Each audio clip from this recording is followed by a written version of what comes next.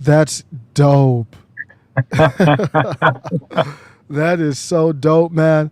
Well, he's not getting out of that.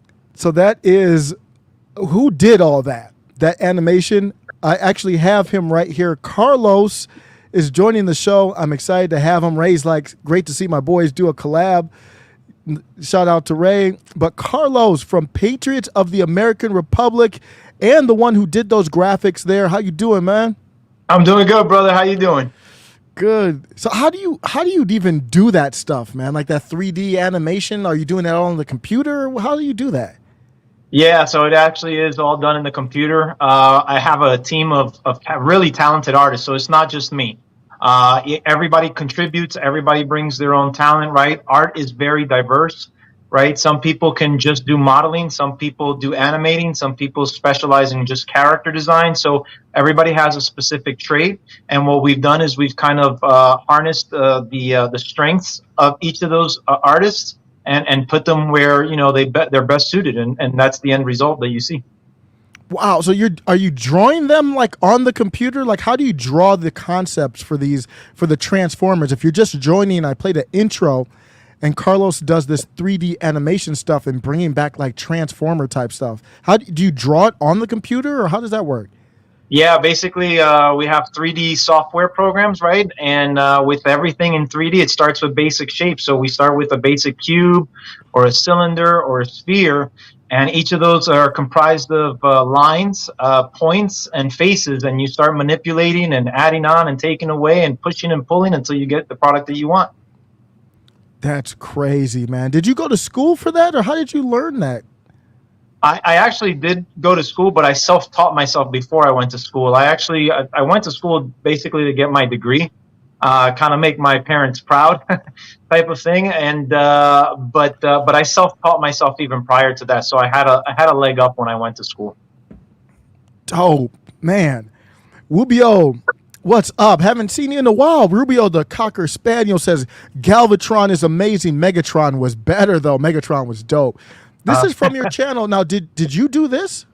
No, no. Okay. So this was a company called Softimage, which was the primary software that I used to do modeling, 3D modeling, and this is an aspect of their software. It's called Faces and Robots, where it tries to mimic human motion very, very closely. That's crazy. Oh, okay, I see. It's a different channel there. I see. Wow, that's wild. This is Prime Animations. This is the channel for the Transformer stuffs. If you like that, now I got to tell you, Carlos, when Ray brought that up and it was like, oh, you did some Transformer stuff. I was a huge Transformers guy back in the day. You talk about late 80s, I believe. Oh man, you couldn't.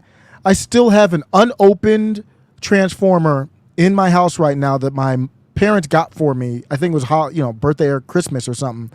I forget which one. It's not a well-known one, but it's unopened from '89. Wow.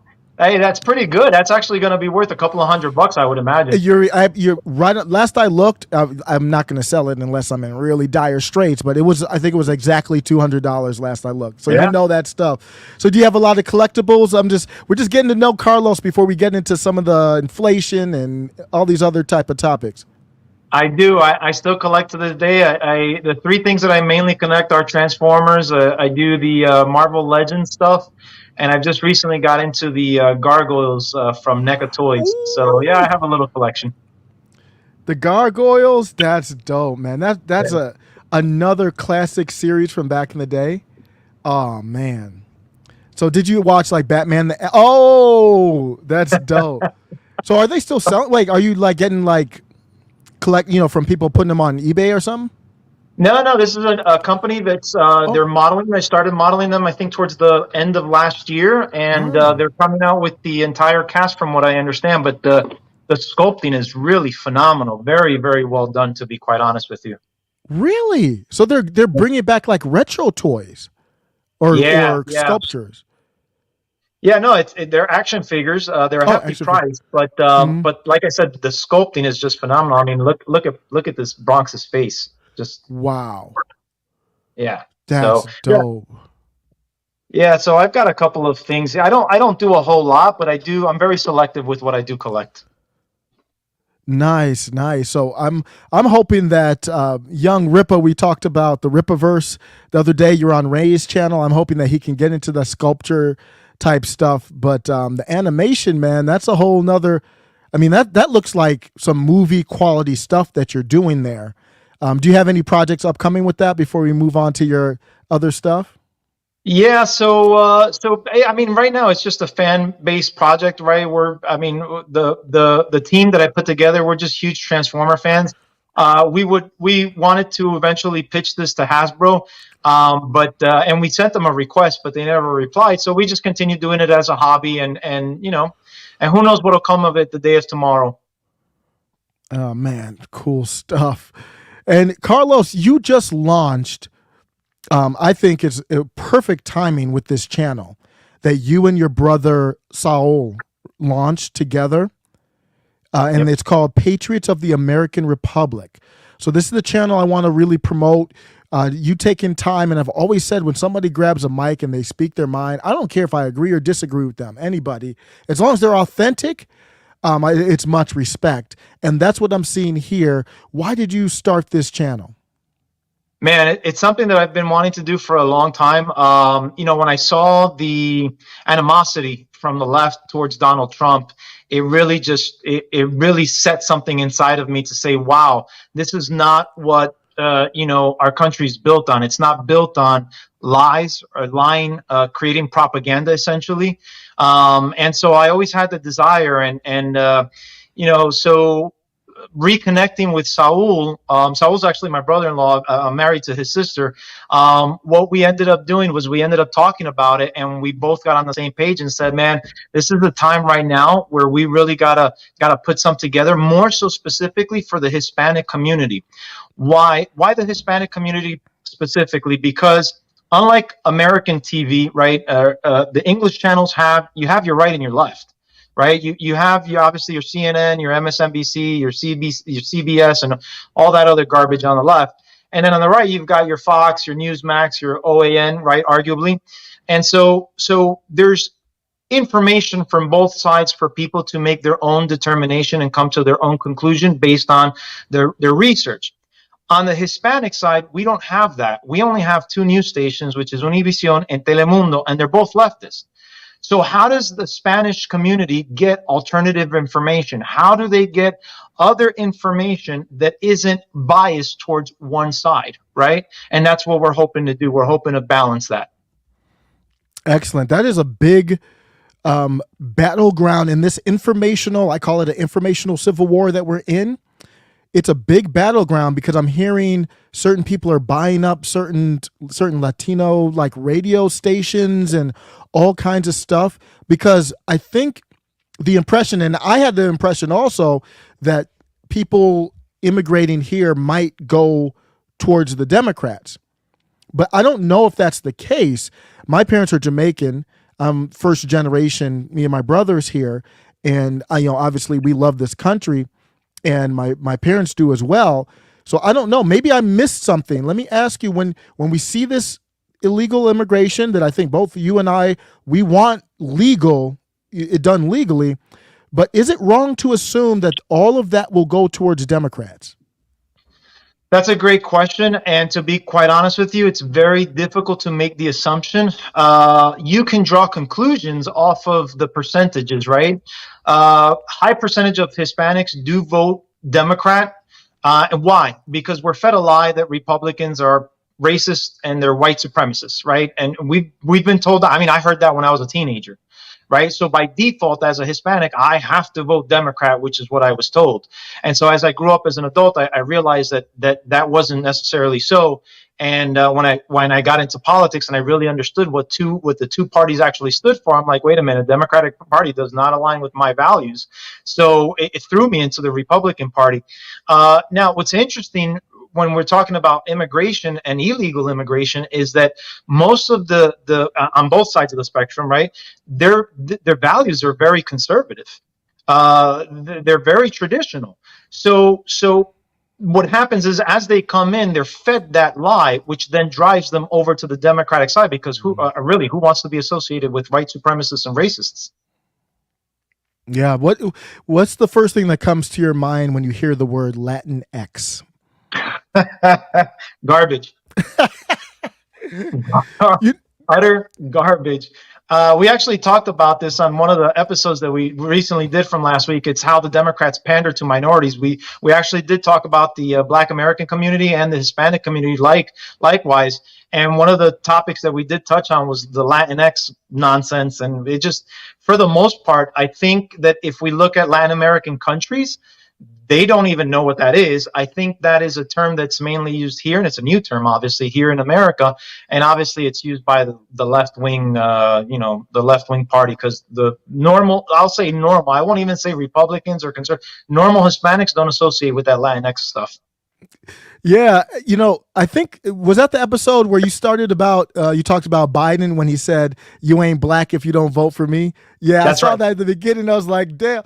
And what it made me think. So I'm watching that episode that you're talking about for those that didn't see it, and they were talking about the classic, infamous moment where Joe Biden was joking on the Breakfast Club with Charlemagne the God. He tried to make a funny joke and said, "Well, you ain't black if you don't vote for me."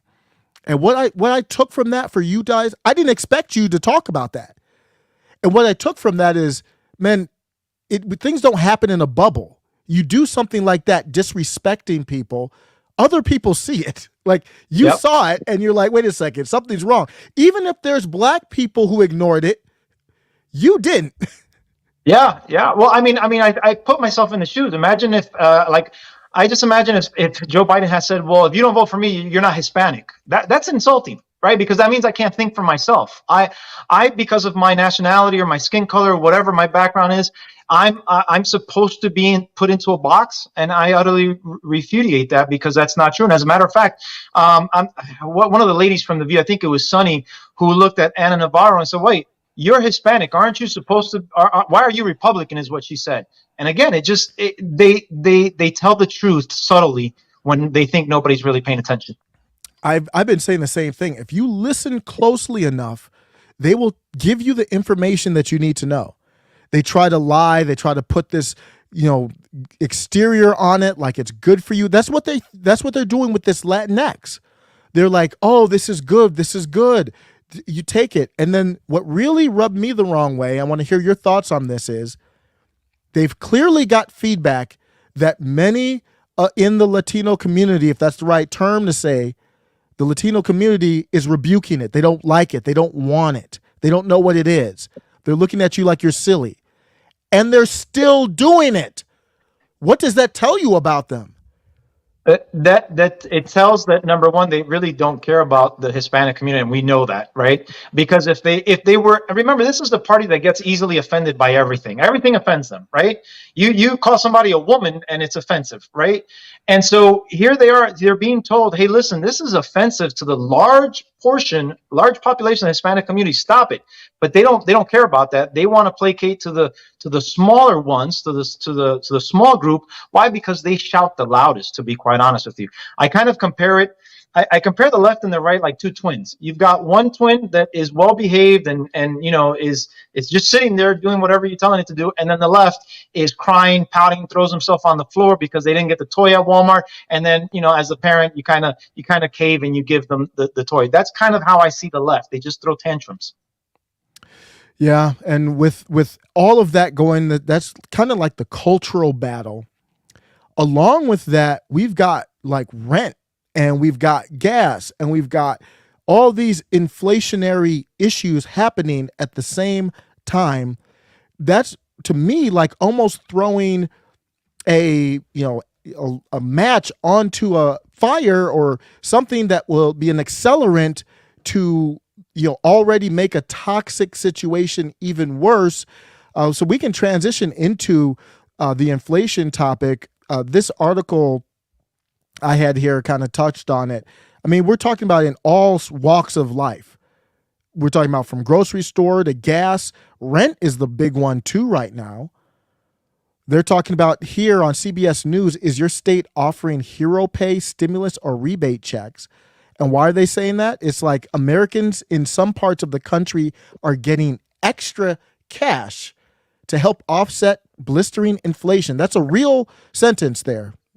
They're getting extra cash to offset inflation, with at least 21 states and one city offering financial relief to residents grappling with higher food, gas, and rent. Whew, where are we going to go with this, Carlos?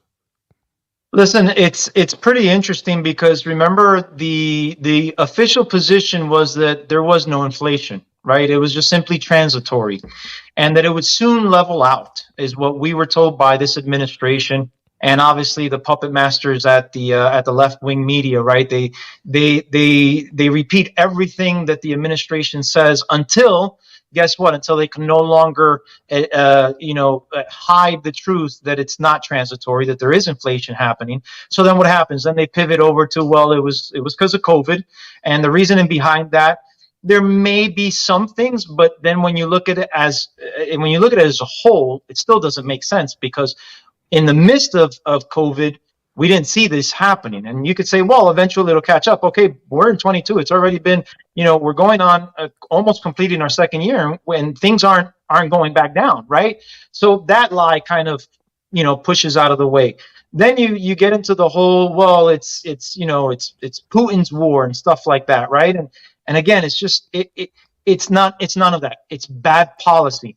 We can tell specifically when it comes to gas, because gas started going up well before Putin's war. It started going up as soon as Biden went into office. And why? Part of it is because I think he canceled the Keystone Pipeline, and he told us on the campaign trail that he was going to end fossil fuels. Yep, the Democratic primary really gets them in trouble because they've been going more and more kind of crazy and radical during that. I don't know if they're going to pay the price for it, but they said some crazy things about immigration and energy as well. Here's Joe Biden, and Joe Biden said this the other day. This is August 10th. So we know inflation was at 8.5% in July, one of the highest in the last 40 years. And Joe Biden said this in August. Danielle, thank you. Before I begin today, I want to say a word about the news that came out today relative to the economy.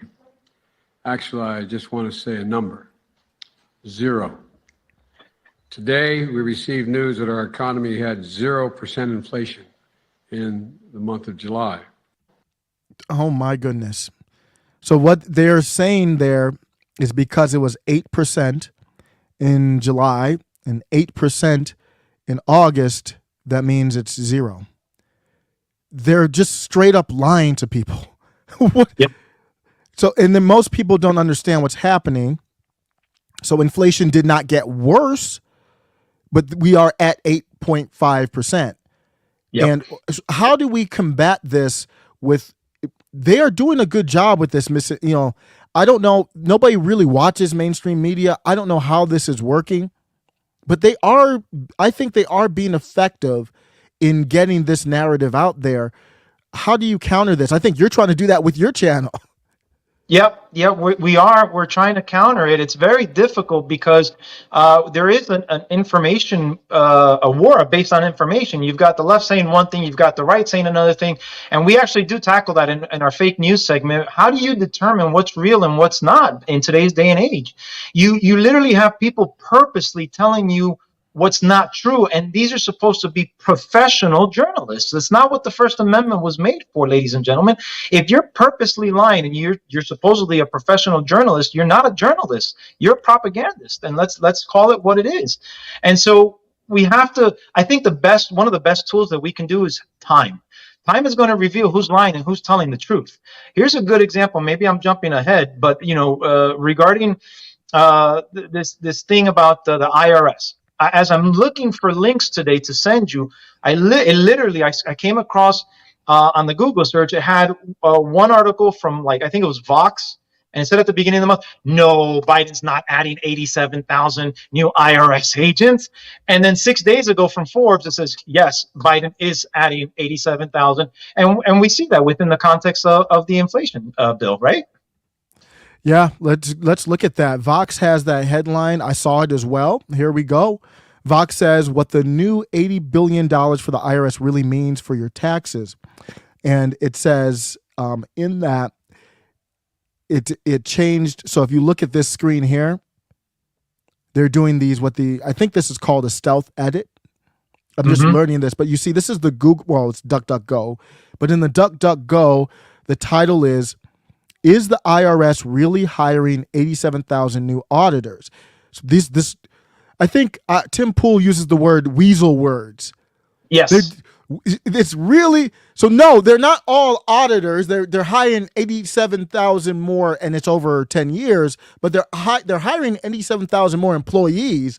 Are they all auditors? No. Some of them are going to be in different roles. But you see that headline? Yep. No, it isn't. Then you click on the article. The headline's not there anymore. It says what the new $80 billion for the IRS really means. What? Come on, man. Like, why are we living like this? And this is how they're getting away with what they've been able to get away with for the past, I would say, almost a decade or more than a decade, to be honest with you. I started noticing this back in the Obama eras, to be quite honest with you. And here's the interesting, when you actually read through the article, what they're doing is, in order to repudiate what's happening or the criticism that's coming from the right, what they're doing is they're saying, well, no, that's not true. They're being hyperbolic. The administration is saying X, Y, Z, and the experts are saying X, Y, Z, right? Are these the same experts that said that there is no inflation? Or are these the same experts that said it was transitory? Are these the same experts that say men can give birth and men can menstruate? I mean, are these the same experts that said that there is no crisis at the border? And so that's how they manage to lie and manipulate people. They put in experts in there, and they don't really give, well, who are these experts? Can we hold them accountable if what they say doesn't pan out? Ooh, I like what you said there. So who are these experts, and can we hold them accountable? If somebody can say whatever they want to say and they're never held accountable for it, and that doesn't even mean like you have to be fired necessarily. It just means like, you said this happened, tell me why. Or, you know what I mean? Just explain yourself. That's how we got into this place, isn't it? There's no accountability for anybody. No, and they'll throw in, like I said, they'll throw in really general words like experts. Experts say that, well, I mean, just with the Inflation Act, okay, experts say that it will reduce inflation and so on and so forth. Who are these experts? What's their background? How many times have they gotten their financial predictions correct or incorrect? I'd like to know those details to see if there's any validity behind what they're saying. Yes, and a part of the IRS issue here is crypto. Forbes report, it's no secret that the IRS is after crypto tax dollars and after fans of crypto who don't report or who don't do it correctly. So they're coming. They want that money. This is all under the Inflation Reduction Act. You can name a bill whatever you want. This is in the bill. And that money is more than 6 times the current annual IRS budget, and it's getting bigger, tougher, and faster. I mean, at collecting.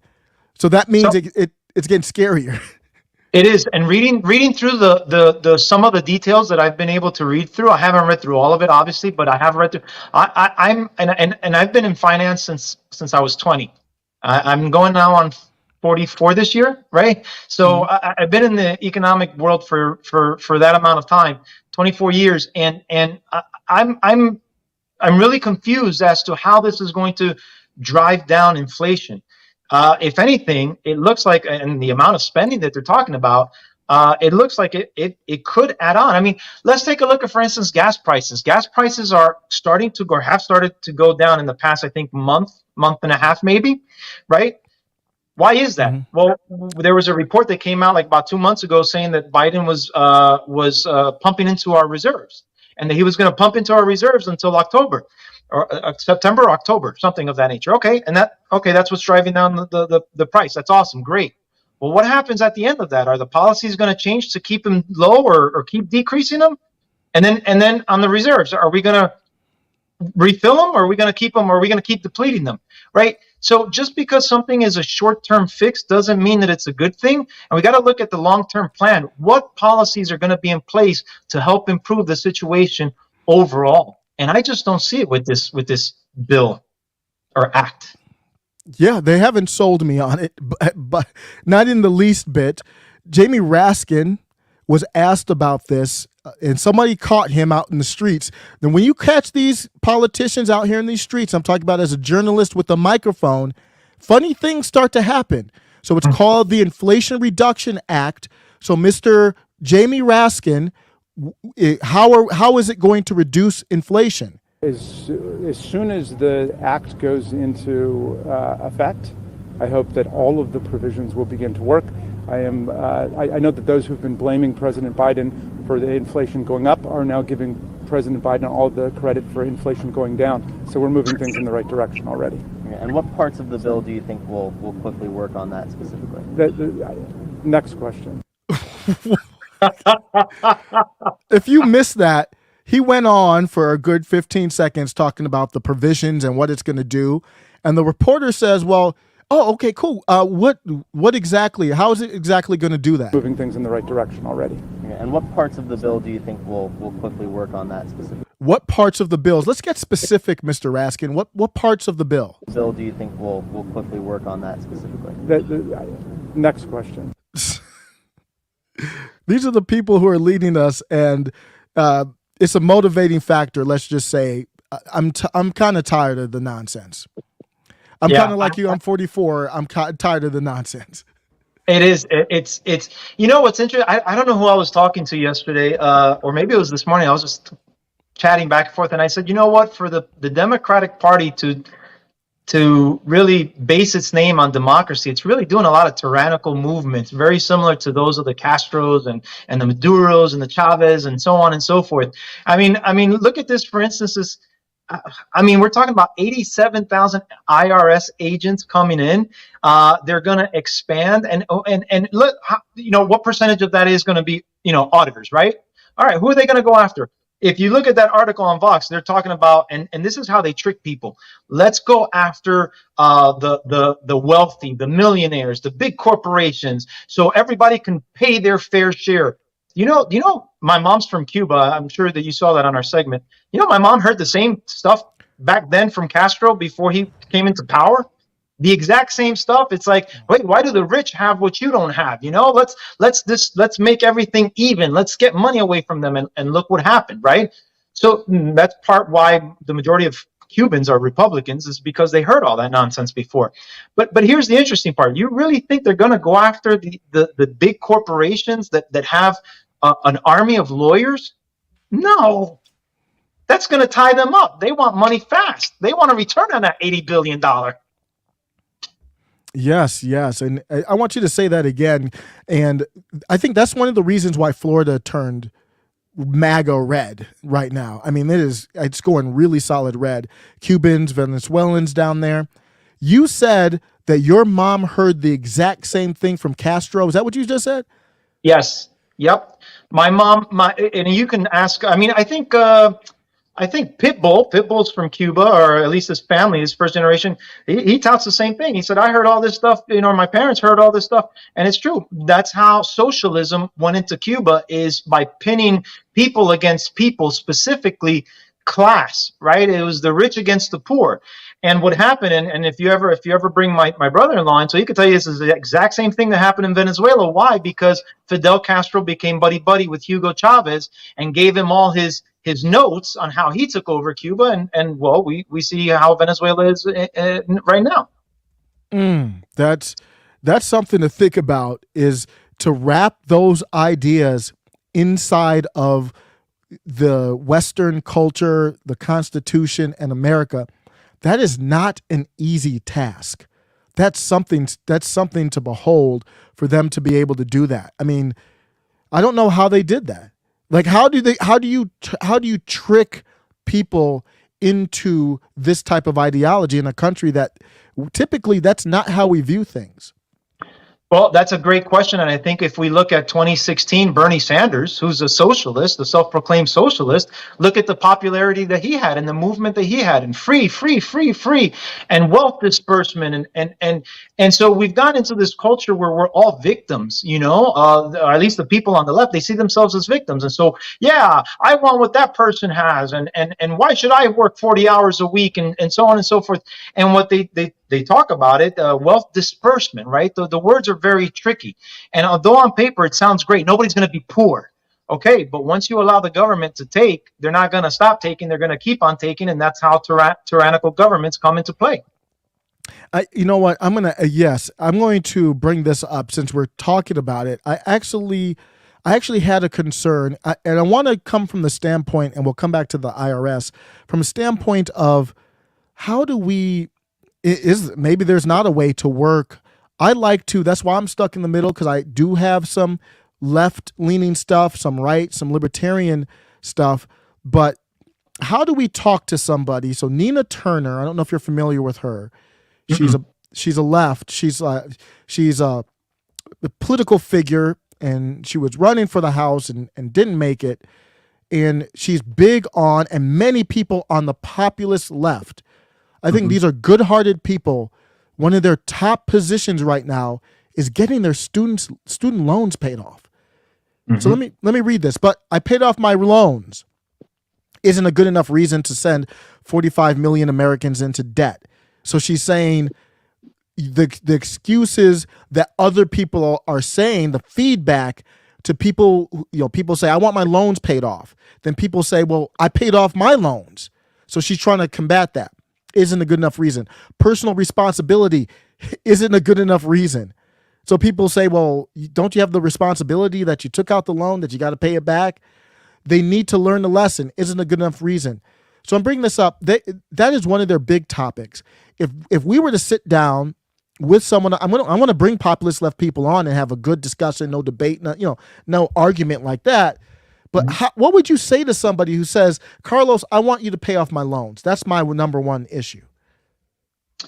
Wow, that and again, it goes back to how Bernie really suckered a lot of people and talked about this stuff. And then Joe Biden even promised to get rid of student debt in his campaign trail. And I think a couple of months into it, he's like, oh, nope, I'm not going to actually do that.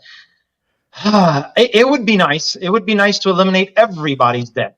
The thing is that, and I would imagine these people have the same type of mentality as my body, my choice. Well, this was literally your choice. You chose to take out this loan for your education. Now, maybe you might think, well, you know what, the colleges are charging an astronomical amount and it's ridiculous how much. That's a fair debate, and that's a fair point. We can actually talk about maybe a reduction of some kind, right? Because let's face it, what these colleges are charging is ridiculous nowadays. It's absurd. And so that's a fair argument, but to completely eliminate your debt, I mean it's choice, your choice. You got to live with it. It's your responsibility, right? I like what you said, and that's my approach too. You can't have. There's just no way you can have someone. There's so many different scenarios. Somebody who took out private loans, those wouldn't be forgiven, and you have somebody who didn't go to college, and you have them paying off the student loans. They're not looking for any type of and it wouldn't matter either way. I'm against it either way, but income requirement to it. They're just saying if you went to school, we're talking about people who make good money, over six figures, wanting their loans paid off. It's insane. But I like what you said. Well, let's talk about reforming the universities or something like that on how much it costs, or you can't file bankruptcy with these loans, to my knowledge. Maybe nope, there's you can't. Yeah, so is there some reform there? So there's something we can work on, but we just can't be paying off people's loans. And then is that even constitutional to select? Maybe it is because it's executive branch. No, I don't think it is. Oh.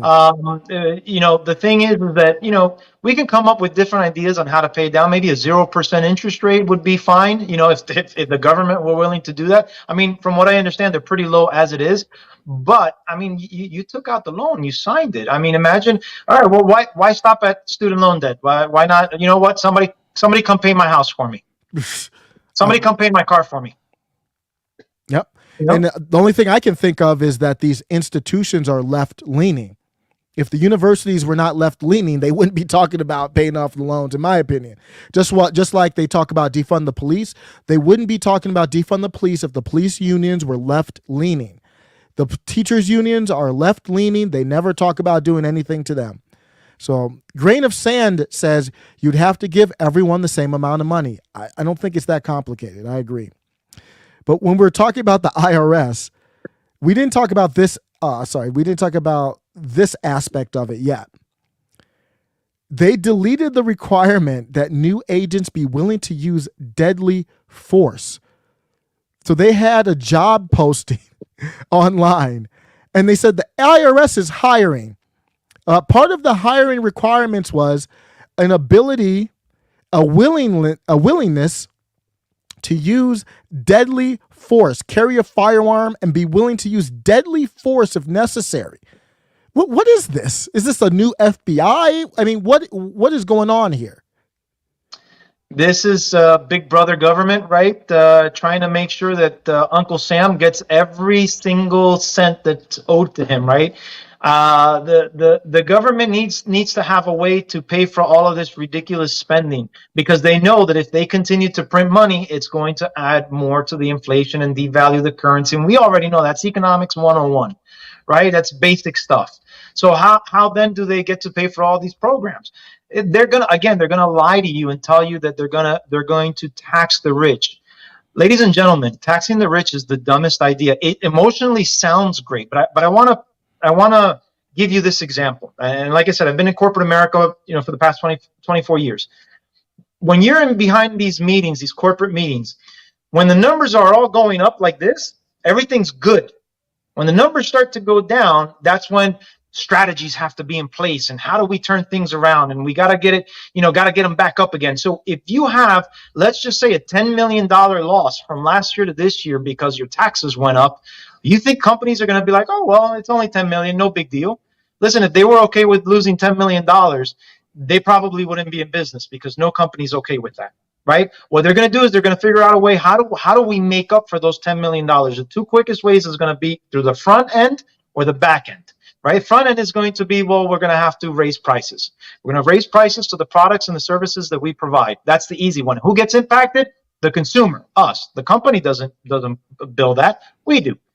The back end is, well, we're going to have to lay people off, right? If we reduce our workforce, then we can save ourselves the 10 million right there. Then what's going to happen is you're going to have longer wait lines for whatever it is that you want. You're not going to get top quality service, and it's going to impact you. And then the worker that gets displaced is more than likely going to be regular workers. So again, it's the middle person that gets hammered the hardest. It's not the company. So taxing the rich is a foolish, when in real life, right, perspective, it is very foolish. And that's what these people are going to tell you. We're going to go after the rich. We're going to tax them. No, they're not going to tax the rich. If you start taxing the rich on a corporate level, they'll go someplace, some other country, somewhere else where the taxes are much lower, and they can keep the revenue for themselves. Absolutely. And something I forget about sometimes, because a lot of times people bring up race, and I'll bring up, well, maybe class is the issue. And that might be the case in whatever the topic is, but it's not any better to use class. I know it feels good because you're trying to go after rich. Here's how income tax started. This is an article I had saved because it comes up often. This is from pbs.org. The income tax was designed at the start to be a tax on the wealthy, a way to soak the rich is what they. So that's exactly what Carlos is talking about. The income tax was supposed to be soak the rich, and now we're all soaking.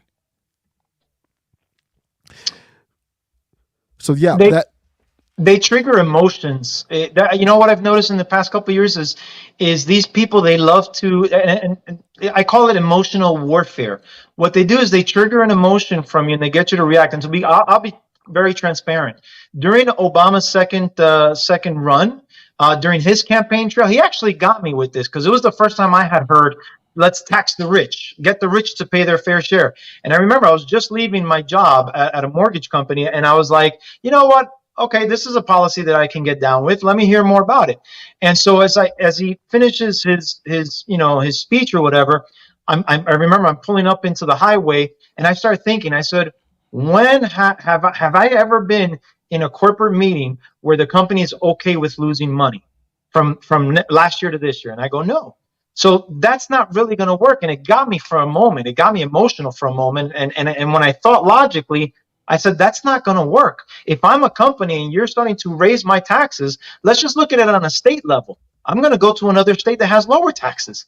And if you do it countrywide, I'm going to go to another country to save my money. Rich people don't like to lose money. Yep, they don't. I mean, they have the money to protect their money. Digital Orgy says all loans are illegal. You guys don't have a clue. And I've heard this discussion. Here's the reason why I don't dig into this too much. I'll hear what you have to say about it, Carlos. I don't dig into it because that's not reality.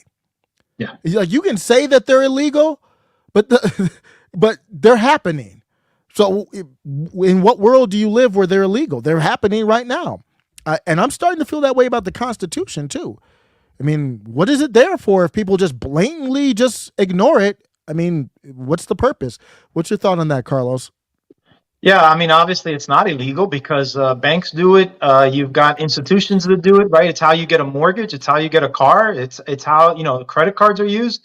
I mean, that's just the reality of the world that we live in. I don't know anything that would suggest that it's illegal to take out a loan. Now, it's illegal for me personally, to act as a financial institution. Now we can talk about that and how maybe that's unfair and unright, and maybe that's illegal. Yeah, it can't be a loan shark type of thing, right? But financial institutions, I mean, they're in control of the entire world. That's just the way it is. Yeah, you can have usury laws, but there's nothing that's stopping it from happening. So even if it is illegal somewhere that I haven't seen, it's irrelevant at this point. Greg Wilson says, don't most people want to get rich? Shouldn't we want people to work hard and innovate for the reward of lots of money? I agree completely. That's part of the way that a capitalist society has to work, in my opinion. A lot of the problems that we have, to me, private industry is going to be the solution to them. Yeah, I agree with that statement. It's exactly why we live in a capitalistic country, right? Because of the free market, and you're able to come up with ideas and inventions that help people make things better, entertain people, whatever the case may be. And yeah, we want everybody to be rich, but the reality is that's a utopia. Not everybody's going to be rich, right? For whatever reason. Some people make bad decisions. Some people make bad choices. Some people just don't want to do the 9 to 5, and they'd rather hang out at the beach all day and then stand on the corner and wait for somebody to give them a tip to go eat.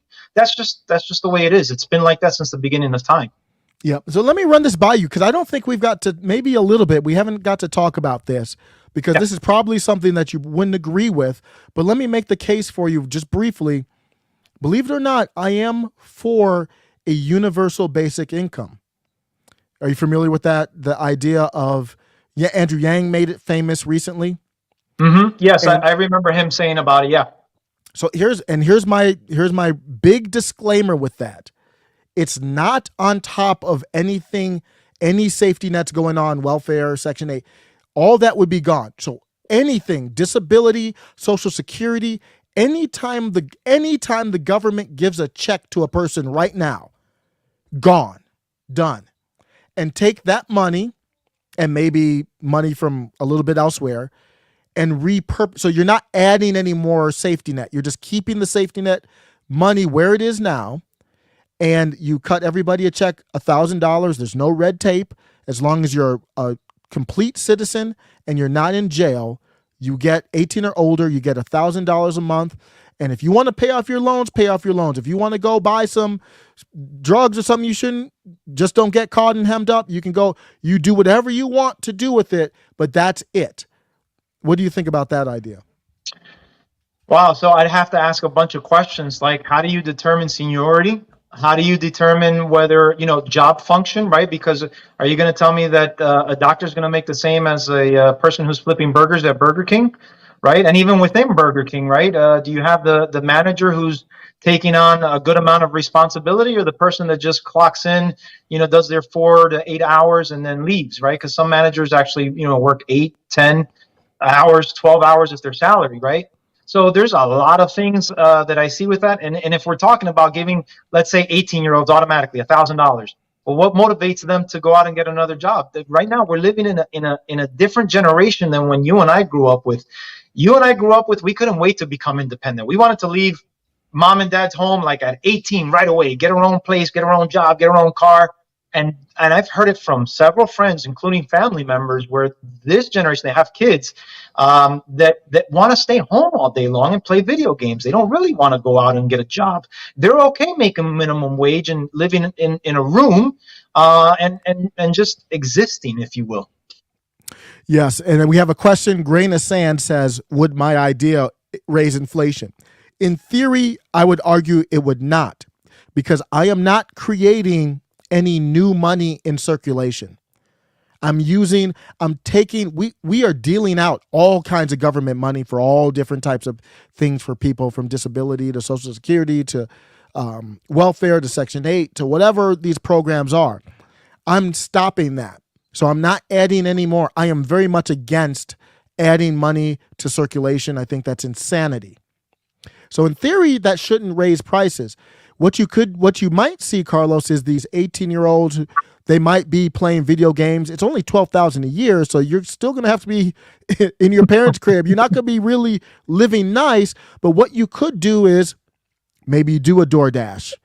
Maybe you make a little bit extra with a DoorDash. Maybe you make a little bit with an NFT, or even those are going bad, but YouTube or whatever it is, then you save your money. Maybe you're making $30,000.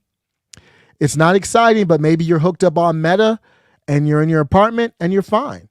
Now, if you do see a societal increase in that, then I think that'd be a problem, but just throwing it out there.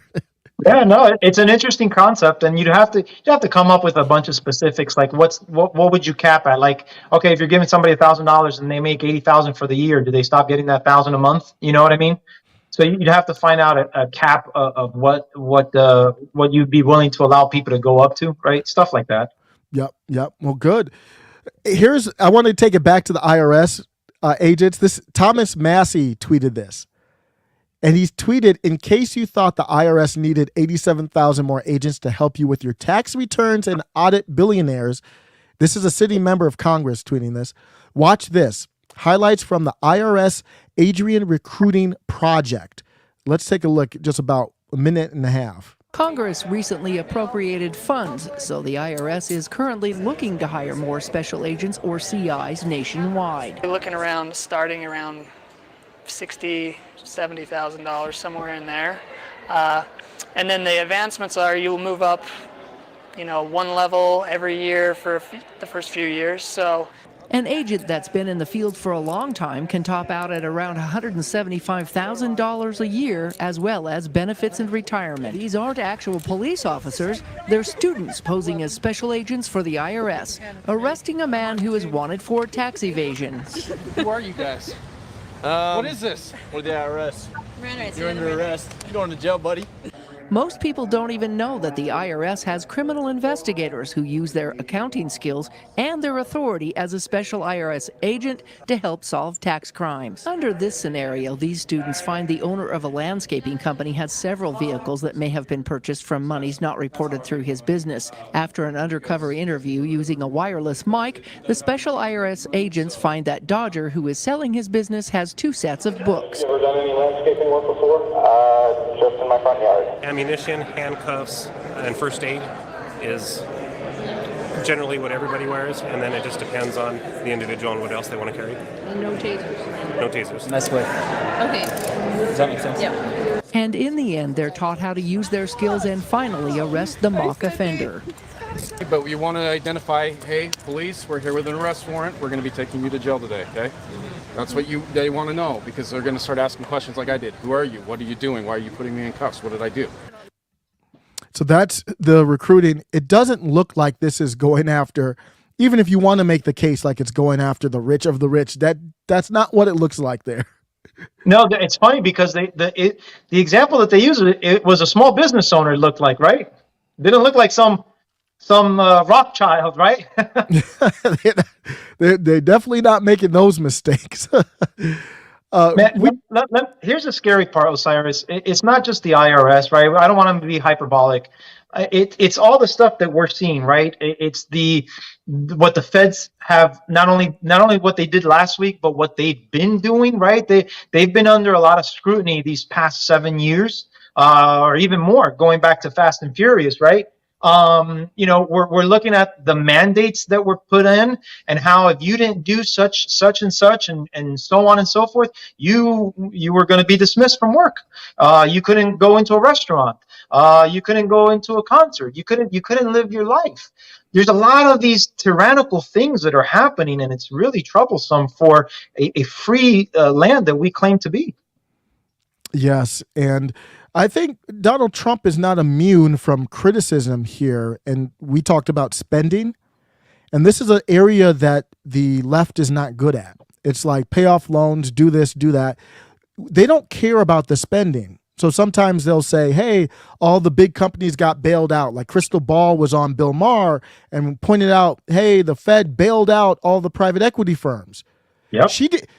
And I did a video and I was like, wait, hold up. I'm glad she's talking about it, but she's not against the spending. She just wants all that money for her pet projects.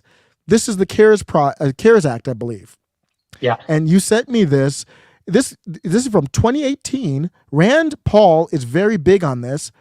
He pointed out all this wasteful spending, $12 million for scholarships for Lebanon, $20 million for Middle East Partnership Initiative Scholarship Program, $12 million in military funding for Vietnam, $3.5 in nutrition assistance to Laos, $15 million developmental assistance to China, $10 million to women LEOs in Afghanistan. The spending is just completely out of control. Yep, and if I'm not mistaken, that was from the ominous bill from 2018, if I'm not mistaken. And you're right, and I talk about this a lot in person, and I'll be touching it at some point on our show. The government spending on both sides of the aisle. This is not just a Democratic thing. This is on both sides of the aisle. It's disgusting. The amount of money that goes overseas for ridiculous things such as that, when the American people are in need. Listen, as long as there's one homeless person, we shouldn't be sending money to anybody anywhere. You know what I mean?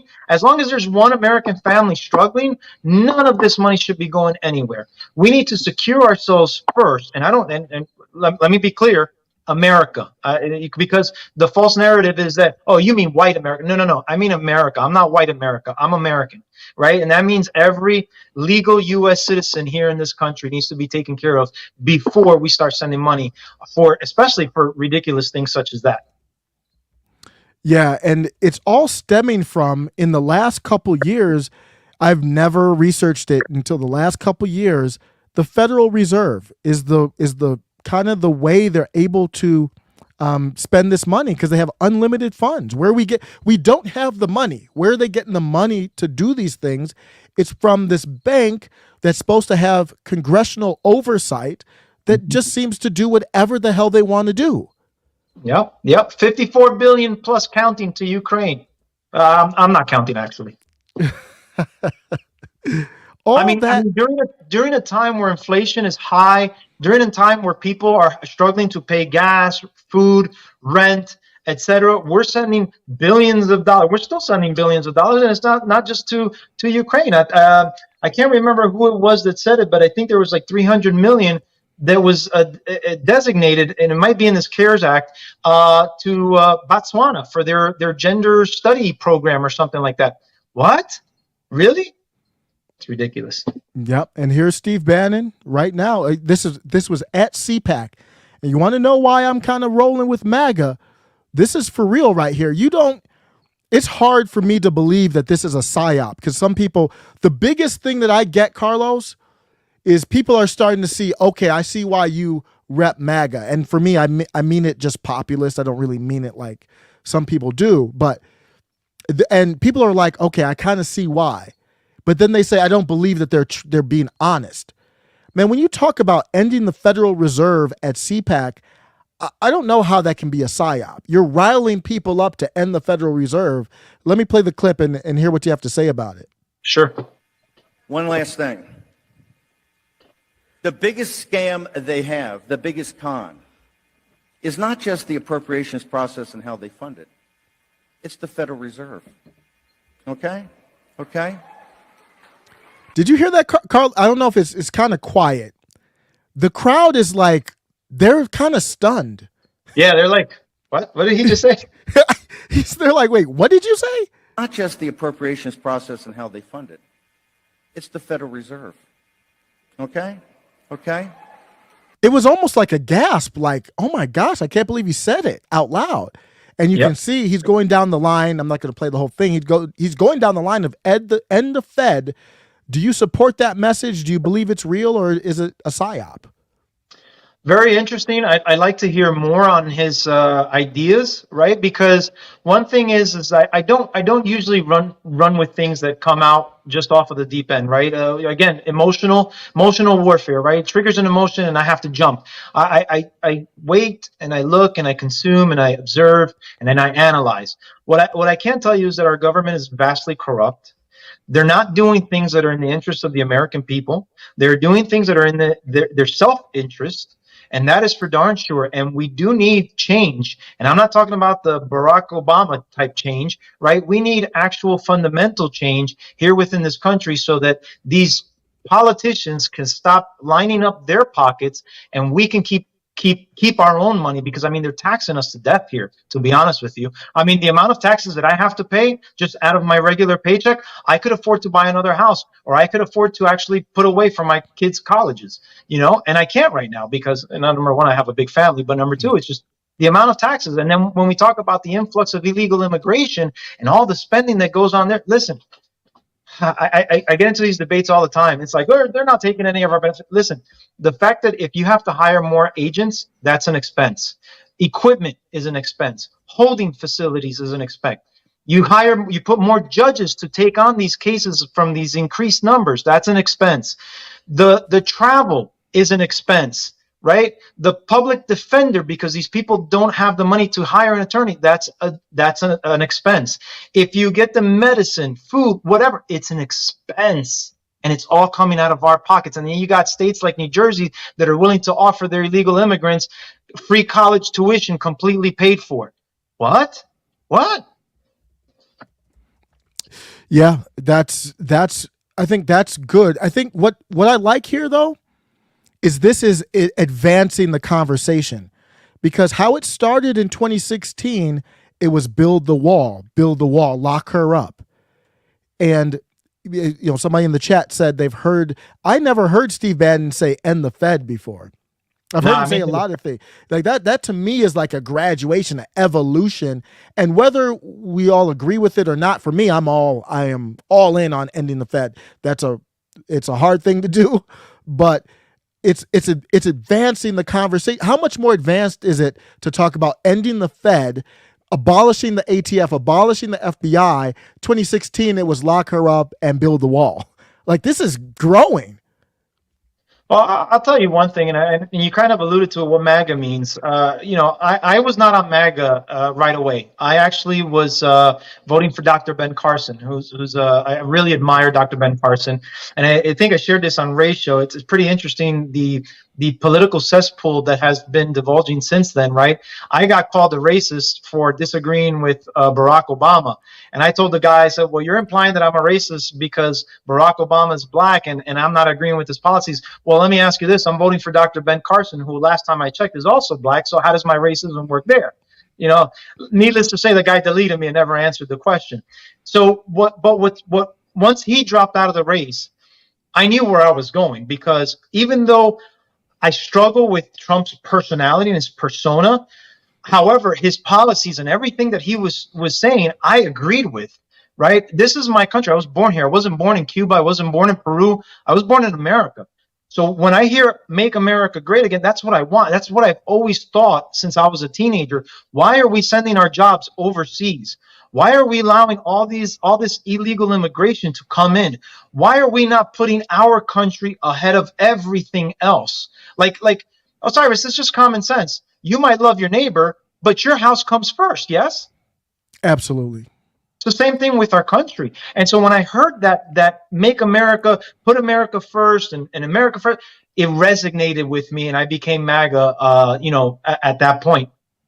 Yep, same here. If you would have told me in 2016 I would be wearing a MAGA versus the machine shirt, I would have smacked you upside your head and said, you crazy. But that's because I was ignorant. And I think people are mistaking, because I didn't vote for Trump. And I actually now retrospectively, I would have in 16 and 20. And I'm appreciative. Nobody's perfect, and I don't trust these politicians randomly. But I do appreciate he has exposed these people. I never knew some of the corruption that was going on to this level until he came. And they had to expose themselves to try and get rid of him. Liz Cheney, after her embarrassing, demolishing defeat in Wyoming, next day, hours later, already been in the works to launch anti-Trump organization after primary defeat. So isn't that a weird mantra? The mantra is to be anti-Trump? What is that? Well, that's why she lost, because she's so focused. Instead of serving her constituents and doing what she needs to do over there in Wyoming, she was hell bent on getting rid of Trump, attacking Trump, and obviously she's part of the January 6th committee, which is a circus, it's a clown show. I love how they're cherry picking information and not showing the full scope and magnitude of what took place, which we're also going to get into, I think, next week on our show. But you know what? Yeah, I like your segment that you talked about Trump exposing the deep state, because everybody knows that governments are corrupt. It's just we didn't realize how corrupt they were. And he definitely did expose it. You were right. I really enjoyed that segment. Oh, thanks. And if you didn't hear that, it showed the advancement. When Trump was talking about the deep state, I didn't fully understand what it was. And I kind of followed politics, and I still didn't fully understand. I have a better understanding now. But when he first started talking about the deep state, they had to discredit him.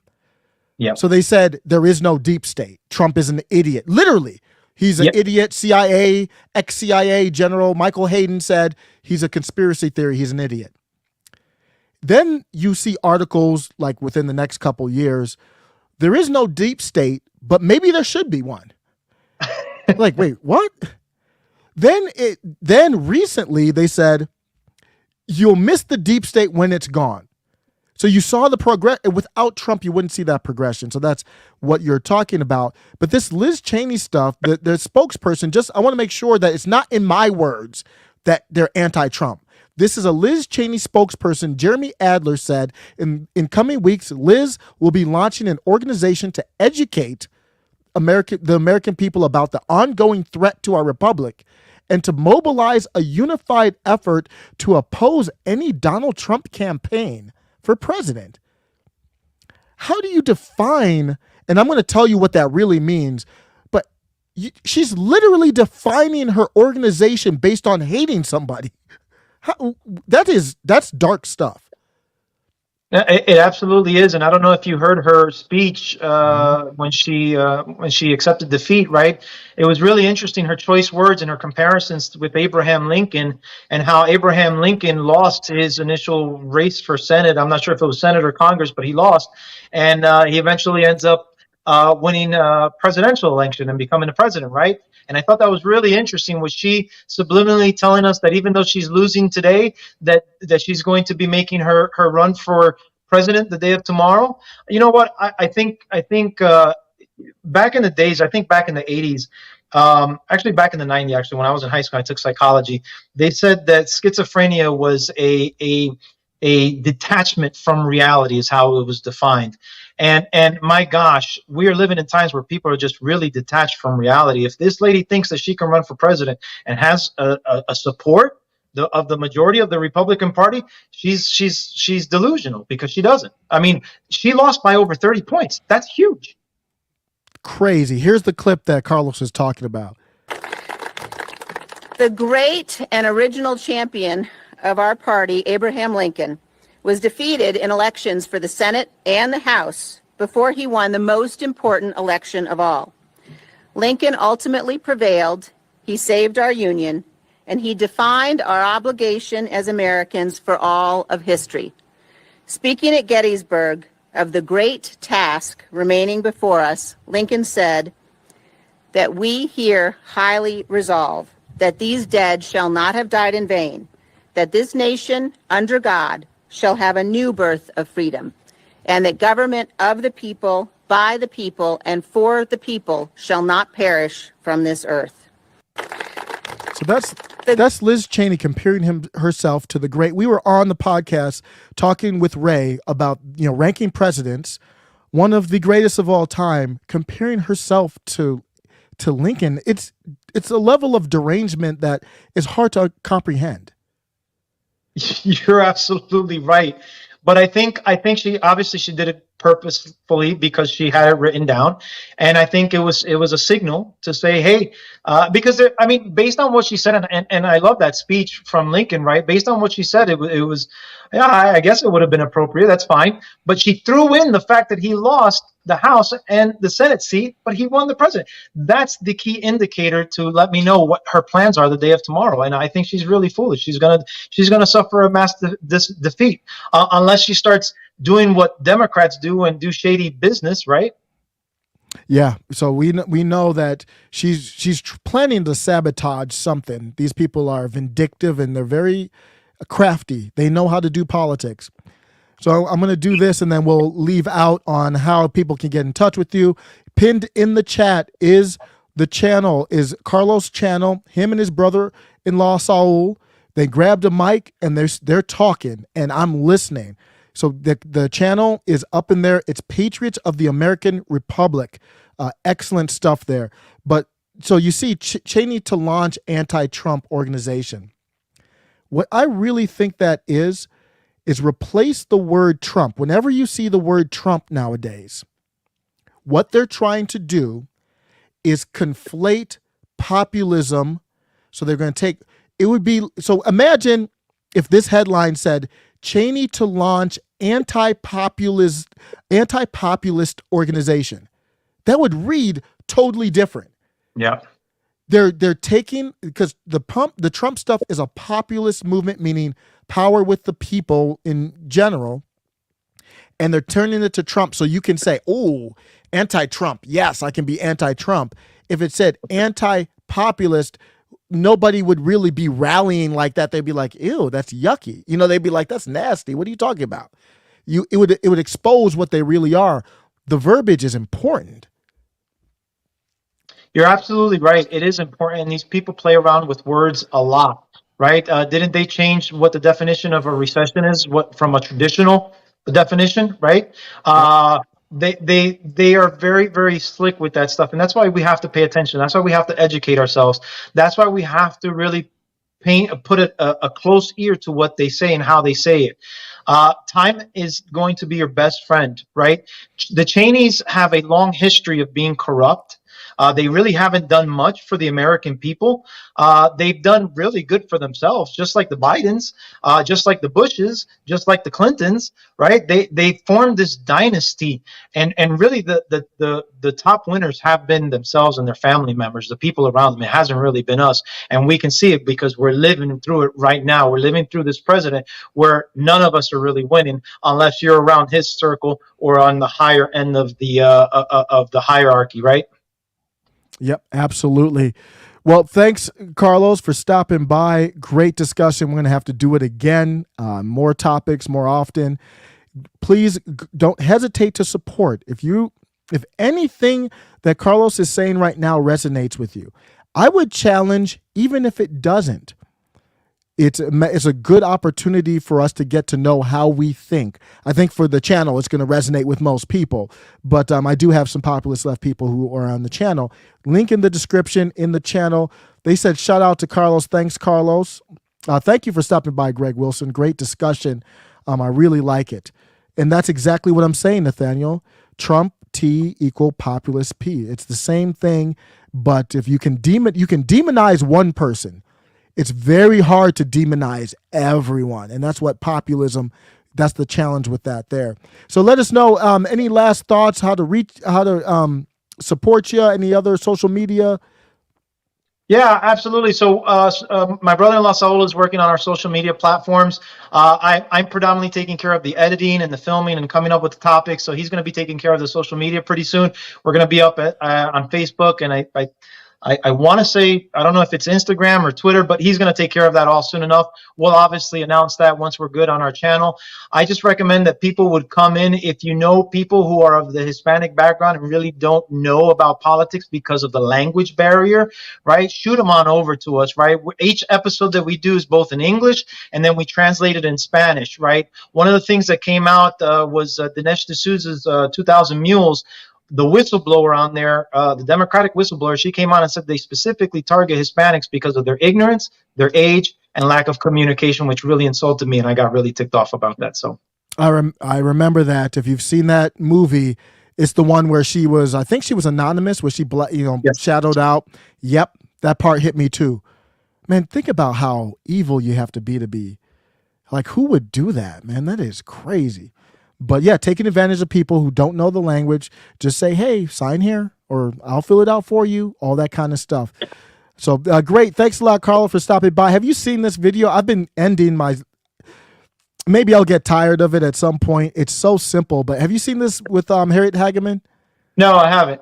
Oh, let's leave out with this. Thanks everybody for stopping by, and then you can hang out with Carlos if you want. Then we can chat just for a second.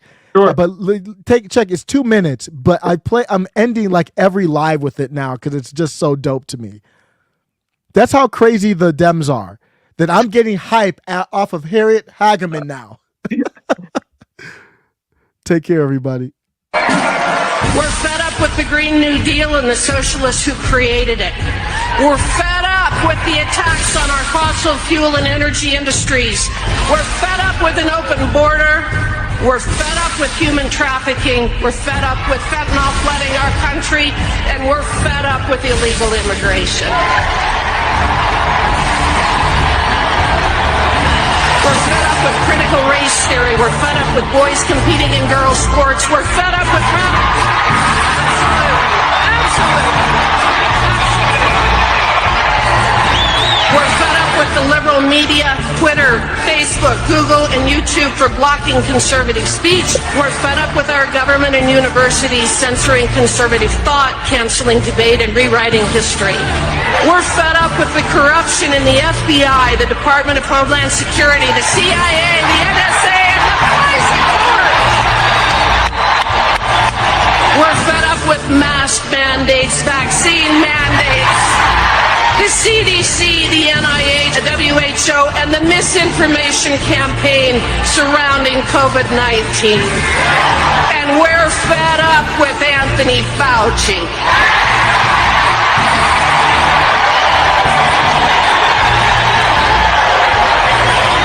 We're fed up with the politicians and the elitists in D.C. who are getting rich while the middle class falls further behind every year.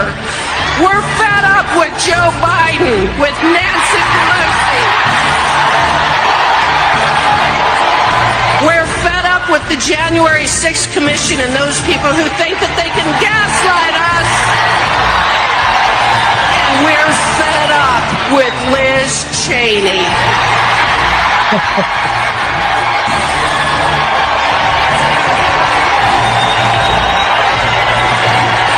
We are putting everyone on notice. As of November 8th, we're taking our country back.